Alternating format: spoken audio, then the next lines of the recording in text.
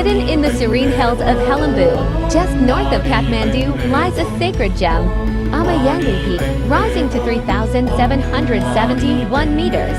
This spiritual summit is more than just a destination. It's a journey into the heart of nature and culture. Locals revere Aama Yangri as a guardian deity, the mother of the Yangri Himal.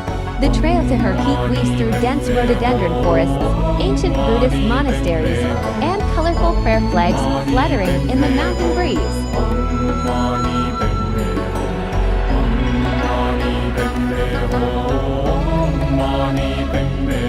At the top, you're rewarded with breathtaking views of the Langkang Range, Ganesh Himal, and even distant peaks of Tibet, quiet reminder of nature's vastness and grace.